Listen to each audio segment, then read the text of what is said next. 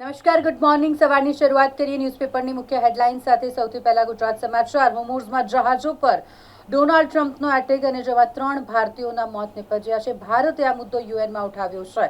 અમેરિકાના હુમલાનો મુદ્દો યુએનમાં ભારત દ્વારા ઉઠાવવામાં આવ્યો. ઈરાનના ખર્ગ ટાપુ પર અંકુશ મેળવી ઓઇલ ઉદ્યોગ કબજે કરવાની ધમકી આપ્યા બાદ ટ્રમ્પે અંતે હુમલો મોકૂફ રાખ્યો.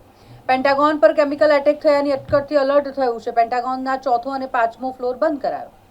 ભારતીય નેવીએ ટેન્કરમાં ફસાયેલ મિસાઇલો ન ફૂટેલો ટુકડો બહાર કાઢ્યો. મોંઘવારી તો મને બહુ ગમે છે. ટ્રમ્પના નિવેદનથી અમેરિકામાં મોટો હોબાળો મચ્યો. ટ્રમ્પ તંત્રએ પ્રમુખના નિવેદનને માત્ર મજાક ગણાવ્યું. અમદાવાદ વિમાન ક્રેશને 1 વર્ષ થતાં તપાસ હજુ પણ કાચબા ગતિએ. રાજ્યસભાની ચૂંટણી આજે. નટરાજનની અરજીની સુનાવણી થશે. સ્વતંત્ર પત્રકારત્વ સામે ઈડીએ સત્તાનો દુરુપયોગ કર્યો. દિલ્હી હાઈકોર્ટે કહ્યું છે. ન્યૂઝ વેબસાઇટ ન્યૂઝ ક્લિક સામેનો આખો કેસ જૂઠો સાબિત થયો. રાજ્યસભામાં 24 ઉમેદવાર વિરોધ વગર ચૂંટાયા. 3 બેઠકો પર ચૂંટણી થઈ. 19 બેઠક એનડીએ અને 5 કોંગ્રેસના ફાળે ગઈ. મૃતકોના આપતજનોના આંસુ સુકાયા નથી. ન્યાય મળે તેની રાહ જોઈ રહ્યા છે. અમદાવાદ પ્લેન હોનારતનું 1 વર્ષ. વડોદરાના 28 લોકોએ આ હોનારતમાં જીવ ગુમાવ્યો હતો. અકસ્માતમાં 2 વર્ષની પૌત્રી અને પુત્રવધુ ગુમાવનાર પરિવારનો આઘાત હજી ઓસર્યો નથી. પ્લેન ક્રેશના 1 વર્ષ પછી પણ સાચું નથી લાગતું. ક્યારેય વિચાર્યું નહોતું કે એક સાથે 40 કોફિન બનાવવા પડશે. અમદાવાદ પ્લેન ક્રેશમાં જીવ ગુમાવનાર ભાવિકના પિતા કહે છે, અમારા માટે દરેક દિવસ 1 વર્ષ જેવો છે. બાળનો આંકડો હંમેશા અપશુકનિયાળ લાગશે. વડોદરામાં પ્રધાનમંત્રી આવાસ યોજના નામે 82 લાખની છેતરપિંડી કરનારા આરોપીની જામીન અરજી નામંજૂર કરાઈ. શહેરમાં પાણીની કટોકટી મુદ્દે કોંગ્રેસે ઉગ્ર વિરોધ પ્રદર્શન કર્યું. કંપનીના સસ્પેન્ડેડ મેનેજમેન્ટ સામે 1 લાખના બોન્ડ સાથે જામીનપાત્ર વોરંટ. ગ્લોબલ મેડિસિન્સ લિમિટેડના નાદારીના કેસમાં એનસીએલટીએ કડક કાર્યવાહી કરી.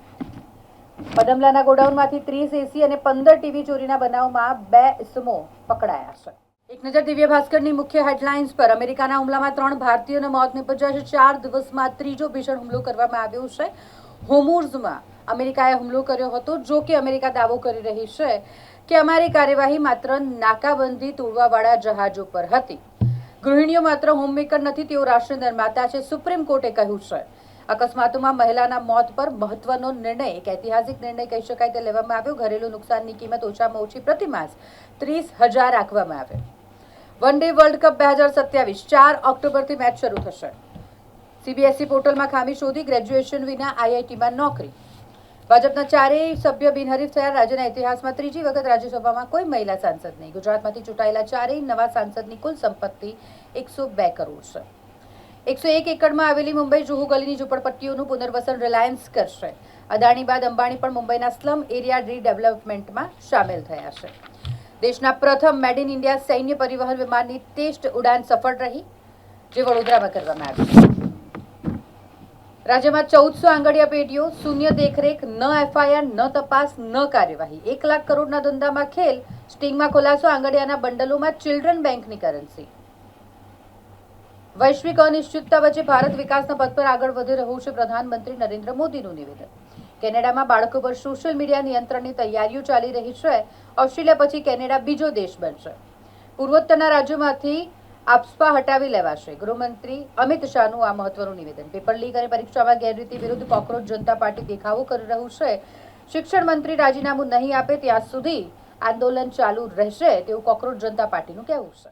એક નજર ગુજરાત મિત્રની મુખ્ય હેડલાઇન્સ પર. અલીનાને કારણે ગુજરાતમાં ખૂબ ઓછા વરસાદની આગાહી કરાઈ છે. યુરોપની કોપરનિક્સ એજન્સીએ તૈયાર કરેલા નવા મોડલ મુજબ આ વર્ષે અલનીનો પરિબળને કારણે ભારતના પશ્ચિમ ભાગમાં વરસાદની મોટી ઘટ થશે. ગુજરાતના કેટલાક ભાગો સૌથી વધુ જોખમ ધરાવતા વિસ્તારો. ગોવા ક્ષેત્રમાં સૌથી મોટી ઘટ થઈ શકે વરસાદની. ઓમાનના કાંઠે ભારતીયો સાથેના ત્રીજા જહાજ પર અમેરિકાએ હુમલો કર્યો. એમટી જલવિન નામના જહાજ પર અમેરિકી નૌકાદળના વિમાને હુમલો કર્યો. જો કે તમામ 24 ભારતીય ખલાસીઓને બચાવી લેવામાં આવ્યા છે. રામ મંદિરમાં દાનની કરોડોની રકમની ઉચાપત. મોટો પ્રશ્નાર્થ સર્જાયો છે. એકાઉન્ટ ઇન્ચાર્જ મહિપાલસિંહે કહ્યું કે અત્યાર સુધીમાં 7 કરોડ રૂપિયાની ઉચાપત થઈ ચૂકી છે. ફરિયાદ કરતા મને પદ પરથી દૂર કરવામાં આવ્યો. ગૃહિણી એક રાષ્ટ્ર નિર્માતા છે. તેના ઘરકામનું મૂલ્ય માસિક 30,000 રૂપિયા હોવું જોઈએ. 20% વધુ ઇથેનોલ ધરાવતા પેટ્રોલને એક્સાઇઝ ડ્યુટીમાંથી મુક્તિ આપવામાં આવી છે. હરિયાણામાં જીમ માલિક પર તાબડતોડ 10 રાઉન્ડ ફાયરિંગ કરવામાં આવ્યું. જાહેરમાં હત્યા કરી નાખવામાં આવી. બાળકો માટે સોશિયલ મીડિયા પર બ્રેક લગાવશે કેનેડા. કેનેડા સરકાર લાવી છે નવો ખરડો. $100 મિલિયન મહાકૌભાંડ ભારતીય અમેરિકન ઝડપાયો છે. નેપાળનો યુટર્ન, ભારતીય કેરીઓની આયાત પર કોઈ પ્રતિબંધ નથી તેવું નેપાળે કહ્યું. ભારતના વિરોધમાં બાંગ્લાદેશી પક્ષો પ્રદર્શન કરશે. કેરળમાં નિપાહ વાયરસનો કેસ નીકળતા સાવચેતીના પગલાં શરૂ કરાયા છે. પીઓકેમાં ચાલુ રહેલી અશાંતિ, લશ્કરના ગોળીબારમાં વધુ 16 લોકોના મોત નિપજ્યા છે.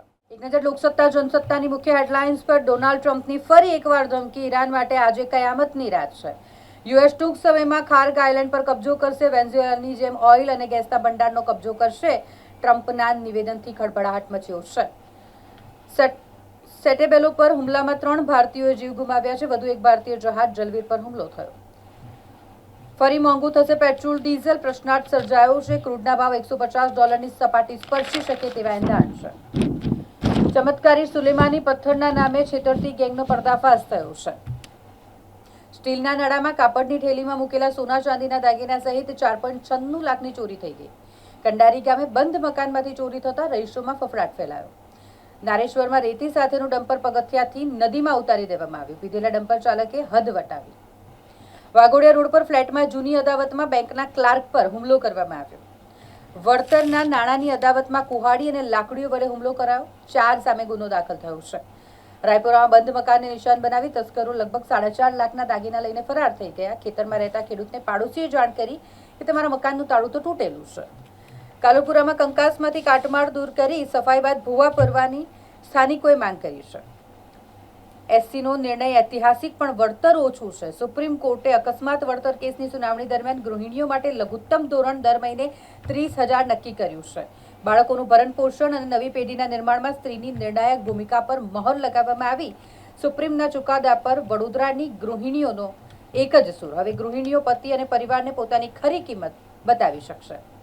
ગરમીનો પારો 40 ડિગ્રીની આસપાસ. 10 થી 25 કિલોમીટરના ઝડપે પવન ફૂંકાશે. અસહ્ય ઉકળાટ અને વાદળછાયું વાતાવરણ છવાયું. એક નજર સંદેશની મુખ્ય હેડલાઇન્સ પર. ભારતીય ક્રૂ સાથેના વધુ એક જહાજ પર યુએસ નેવી દ્વારા હુમલો કરવામાં આવ્યો. ઈરાન પર મોટો વિનાશક હુમલો કરવા માટે ડોનાલ્ડ ટ્રમ્પે ફરીથી ધમકી આપી છે. કલ્યાણ બેનર્જી વિફર્યા. મમતા બેનર્જીને સ્પષ્ટપણે સંભળાવ્યું, મારા કે અભિષેકમાંથી એકની પસંદગી કરો.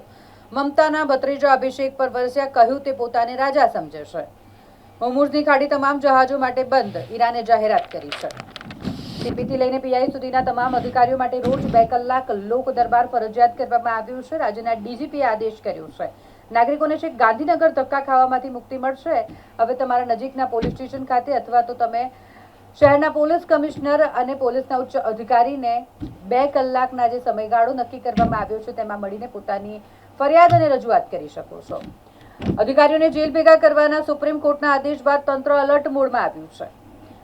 મુખ્યમંત્રી આજે કરજણમાં છે. 2000 કરોડના પ્રોજેક્ટનું ખાતમુહૂર્ત કરશે. માંજલપુરમાં સારા પથ્થર ઉખાડી નાખી 33 લાખના ખર્ચે નવું ડિવાઈડર બનશે. મ્યુનિસિપલ કોર્પોરેશનમાં આડેધડ વહીવટ ચાલી રહ્યો છે. કરકસરને બદલે ફાલતુ ખર્ચ થઈ રહ્યો છે. સરદાર સરોવર ડેમની મુખ્ય નહેરમાંથી 15,000 ક્યુસેક પાણી છોડવાનું શરૂ થયું છે. સૌરાષ્ટ્ર અને ઉત્તર ગુજરાતની પાણીની માંગને પહોંચી વળવા માટે આ પાણી છોડાયું છે. 16,000થી વધુ જ્ઞાન સહાયક ભરવાની પ્રક્રિયા શરૂ કરવામાં આવી છે. આ ટી અંતર્ગત ત્રીજા રાઉન્ડમાં વધુ 1,926 વિદ્યાર્થીઓને પ્રવેશ ફાળવવામાં આવ્યો છે. આરએનબીનું બખડ જોતર. પ્રથમપુરાના નવા બીચ પર ઠીકડા મારવાનું શરૂ કરાયું છે. ધોરણ 10-12ના વિદ્યાર્થીઓની પૂરક પરીક્ષાનો શાંતિપૂર્વક પ્રારંભ થઈ ગયો છે. 12 જૂનનો એક ઓજારો દિવસ જેને ક્ષરભરમાં શહેરમાં 260 માનવ જિંદગીઓ હોમી દીધી હતી. અમદાવાદ ખાતે જે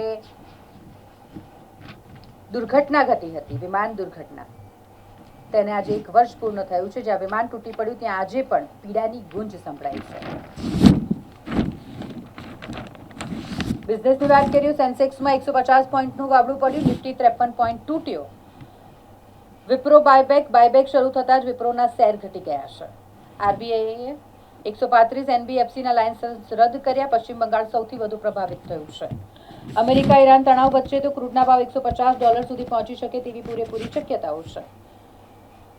ડોલર સામે રૂપિયો 95.75 પર બંધ થયો છે.